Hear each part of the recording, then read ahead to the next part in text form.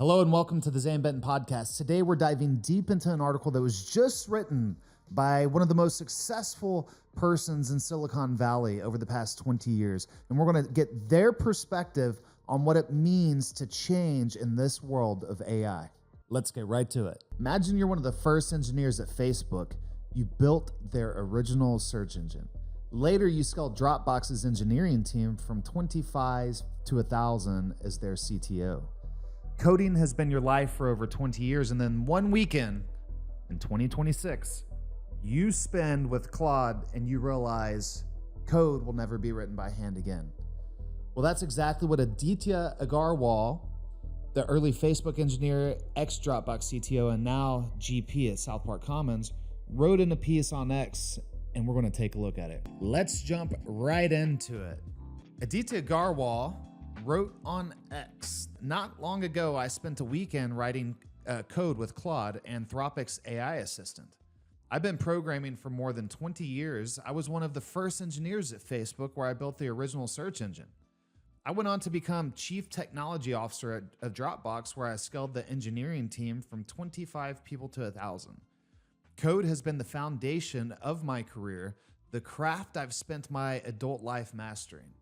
And after that weekend, one thing was very clear to me. We will never write code by hand again. Something I was very good at is now free and abundant. While I was building software with AI, I also noticed that the AI agents elsewhere were building social networks, the very product I had helped create at Facebook. Little coding agents were spinning up functional social platforms themselves. It's all a bit silly, but what they produced is kind of indistinguishable from what humans built on the larger internet. Both the form and the function of my early career are now being produced by machines." I sat with that for a while, and what I felt was wonder mixed with a profound sadness. There's something deeply disorienting about watching the pillars of your professional identity, what you built and how you built it, get reproduced in a weekend by a tool that doesn't need to eat or sleep. But here's the thing about disorientation. It passes. And what replaced my sadness was something I didn't expect. A kind of wild, almost reckless energy. In the 5 days after that weekend, I produced more code than I had in the previous 5 years. That is not an exaggeration. The software I was making was better than the code I had produced on my own in the past, and far more ambitious. Things I would have never attempted before because the cost of building them would have been too high suddenly became possible in an afternoon. I wasn't watching myself become obsolete. I was watching the constraint I'd accepted my whole career dissolve.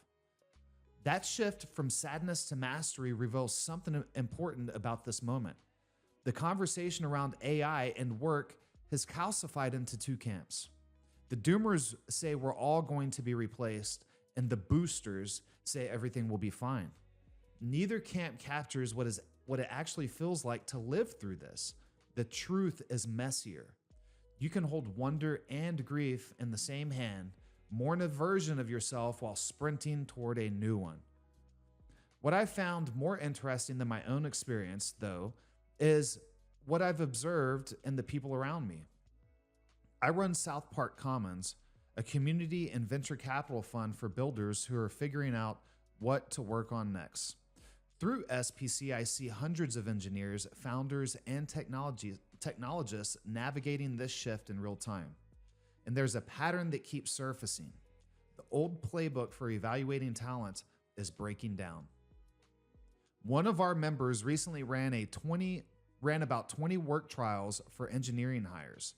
Essentially extended week-long job interviews and found zero correlation between years of experience and adaptability to AI tools.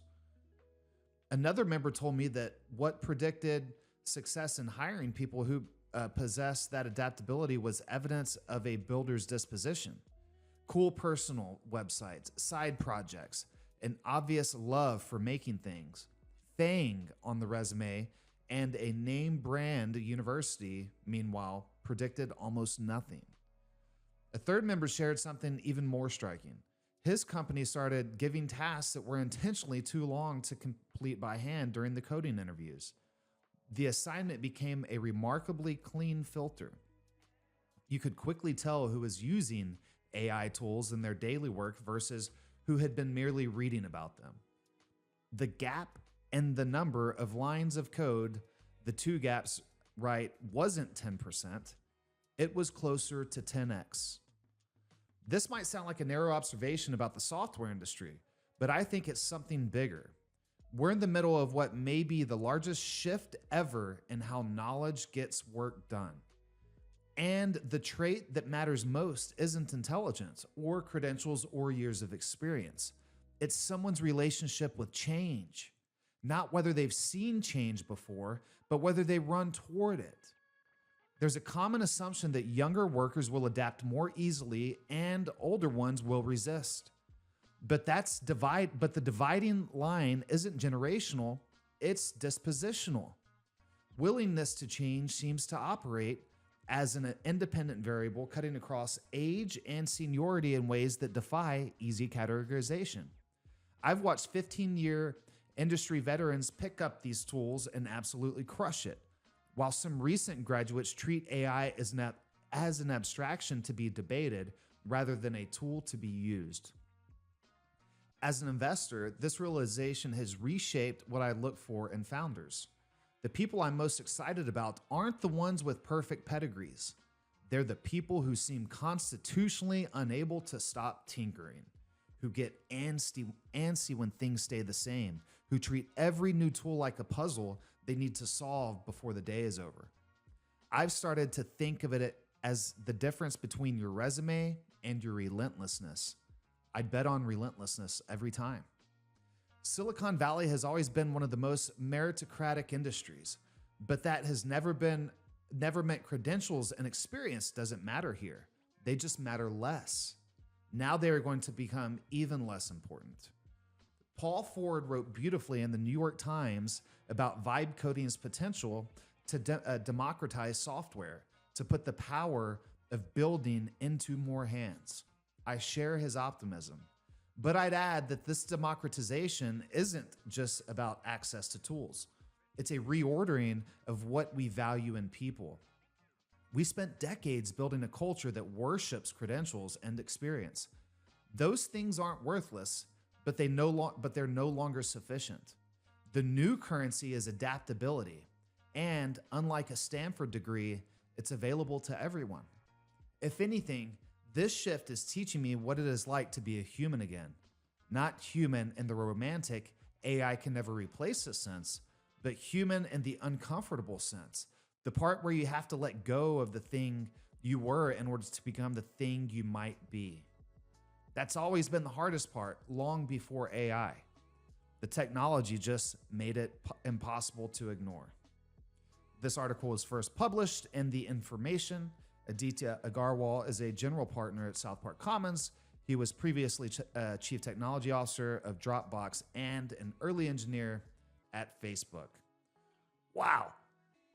That right there, that article, so if you're with me now, I know you're feeling the exact same thing. There's so much in this article that he points to that makes us realize that okay, maybe we're not crazy, right? Like we're using these AI tools and we're as excited about everybody about them, but even somebody with this pedigree who started from the bottom up in Silicon Valley and who helped build some of the tools and companies and programs that we use on a day-to-day basis, that even he's saying that, you know what, I had basically kind of resisted what was going on. I'm doing my thing. And then over one weekend, I sat down with this technology and it changed my life.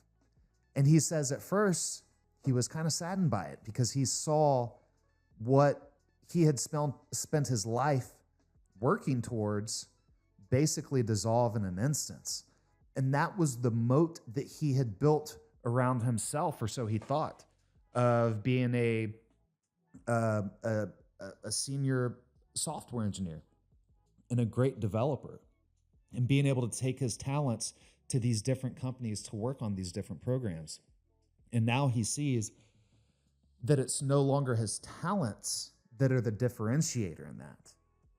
And so, as he says, he was first saddened, and then he becomes really excited because he sees the possibility of the future and what it holds. And not just for him, but all of us. And as he says, it's about your restlessness, not your pedigree, not where you went to school, not how much money your parents did or didn't make when you were growing up, whether you even had parents at home or didn't have parents at home. We all come from different situations, some of us better and some of us worse situations, right? The fact is we're all here now. And even if you came from a great situation this past 20 years, like Mr. Agarwal, he has now found himself basically having to reinvent himself, because if he does not, we're going to take his spot.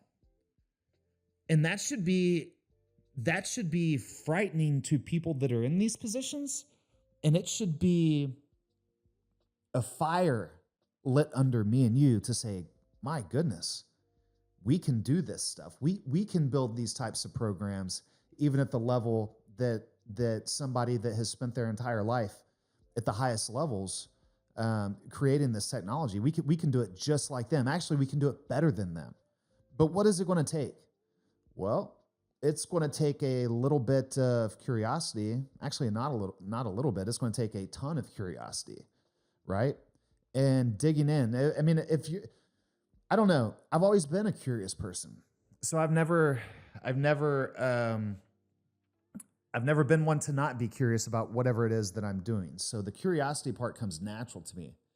The part that I didn't have was an availability of, me growing up. It was like, coming up like in a blue collar town, which many of us did, in the late 80s into the 90s, and then, graduating high school in early 2000s, 2002. We were in a transformational period right then, and the internet was not, the internet was not available at all in the early 90s, and by the late 90s, it had become more widely used, and of course, that was a very transformational decade. But that was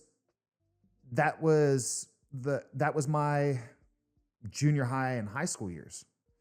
And so in elementary, my whole schooling really.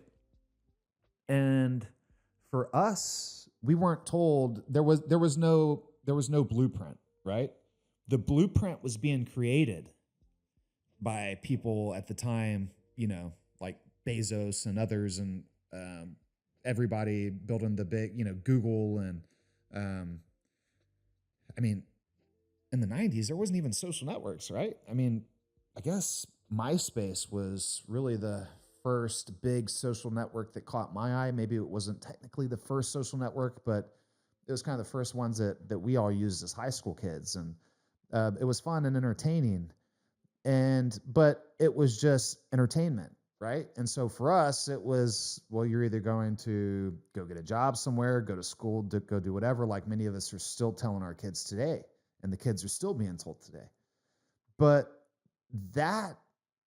so my upbringing wasn't necessarily in technology. I was interested in technology. I was curious about everything, but it wasn't in technology formally.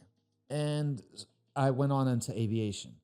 And so now my curiosity and the past, 6 years that I've spent messing around in software and building programs and doing different things of that nature has really prepped me for this spot now. But the good news is, if you're just listening to this for the very first time and you've never even opened an AI program, you're in the perfect spot, because now is the hardest time it's ever going to be for you. And it's only getting easier and easier and easier. But you have to start at some point. And if you don't start, then you're going to be left behind. And so the only two people that are going to be left behind, or as he says, basically the people divided into two camps, the doomers and the boosters, and saying kind of both of them are wrong. But if you're a doomer, I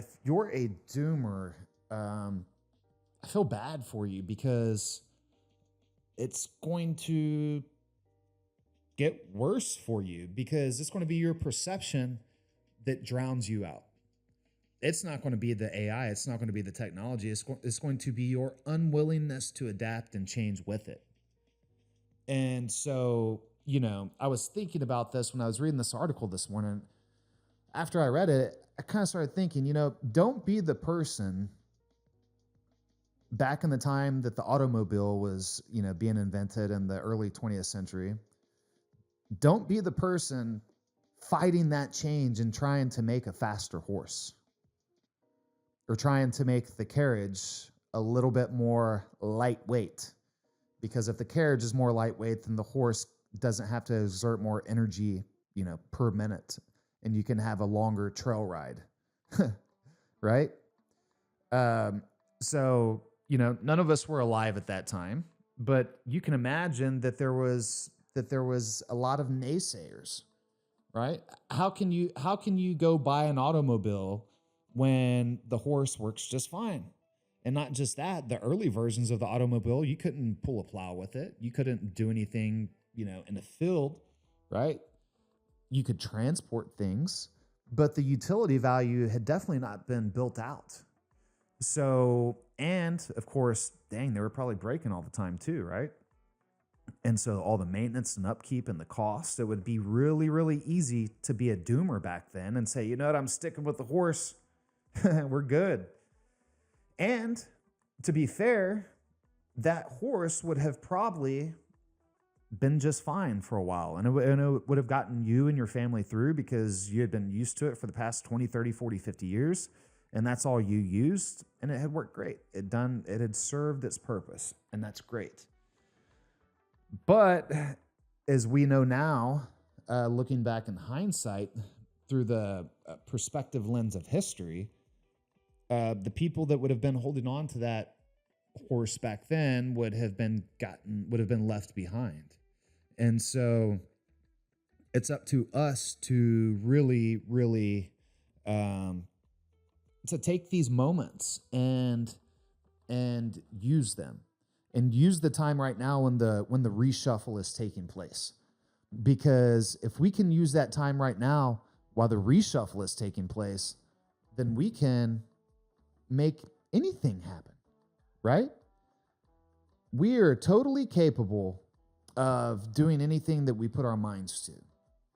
And if you can put your mind to learning something you want to learn, and understanding that having a at least rudimentary understanding of this technology is a requirement for moving into the future, I think you should really take the time to spend the hours that it takes to become knowledgeable in this stuff.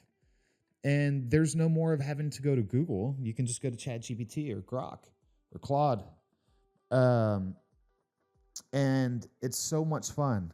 It's so much fun when we can see the AI thinking, and when we can give context to the conversation, a conversation that could never really be had through Google, right?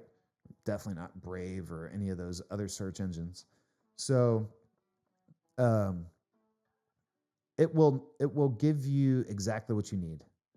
And if it doesn't give it what you need, then you can reprompt, right? And be a prompt engineer and learn, figure out, test out different prompts and different things that work or may get the results you want, or may try a different prompt and it doesn't get the result you want. There's prompt engineering guides out there. You can ask ChatGPT about that. Tell me about a good prompt engineering guide. Or you could go to Google and Google a prompt engineering guide and look up different prompts and how they're formulated, and just so you can have some examples as far as kind of, it will give you an idea of how the AI thinks, because the AI does not think the same way that the search engine thinks, right? Search engines are essentially indexing the results on the internet, where an AI is thinking about the contextual nature of whatever it is that you're of the command or the prompt that you're giving it. And so I really, really hope that this short little episode um, made you realize that our time is now, and there's never been a better time for us to learn and for us to build what we want to build. And there's no more excuses. That's also the thing. With this technology comes the two thumbs, accountability, and the mirror, right? We have to understand that we are in charge of our own destiny, and we can control our future, and we can harness the technology to help us. So instead of you being afraid that AI is going to take your job, you could be the person to create the AI to do your job. And then guess what you'll be doing, right? Think about that. You can be the person to create the programs to take the jobs, to do the jobs. And you don't even have to know how to program. You don't even have to know how to code. You don't have to know how to write a single line of code today. You just heard it in the article of Mr. Agarwal.